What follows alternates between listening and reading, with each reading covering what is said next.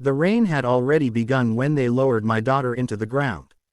It was gentle at first, a thin drizzle that clung to my coat and blurred the edges of the world. But by the time the priest whispered the final amen, the heavens were sobbing, louder, heavier, almost as though they mourned with me. My daughter, Emily, was gone. My only child, the only light my world had known since her father died 11 years ago. I remember clutching the umbrella so tightly that my knuckles turned white, not because of the cold but because my entire body felt as though it might collapse, fold into itself under the weight of grief no mother should ever carry. Beside the grave stood the man I once believed Emily would grow old with. Her husband, my son-in-law, Ryan. His face was blank, almost too calm for a man who had lost his wife. I had always sensed a sort of greed buried inside him, like a sleeping animal waiting for the scent of opportunity to wake. But Emily had loved him with all her heart, and so I had swallowed every doubt quietly. But that morning, standing there under the black sky, something in Ryan's expression made me shiver. He wasn't broken, he wasn't lost, he wasn't even sad, he looked relieved, and though I tried to ignore it, a seed of dread began to unstitch the edges of my heart.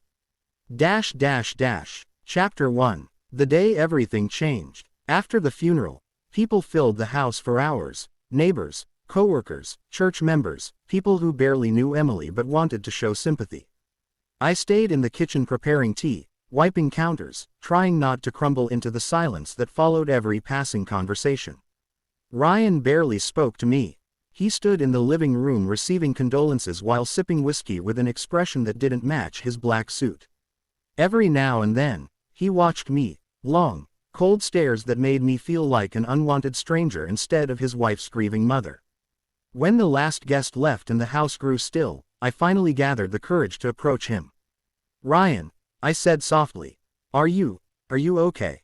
I know today must be."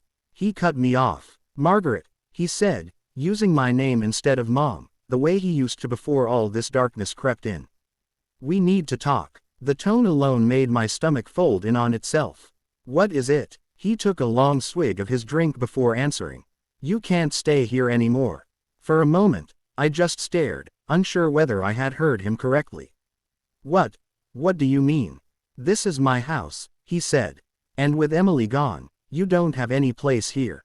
You need to make other arrangements." I felt the floor tilt beneath me. Make other arrangements. My daughter's body wasn't even cold in the ground. My heart was still torn open, bleeding grief into every breath, yet here he was, throwing me out of the house she and I had built together before she married him.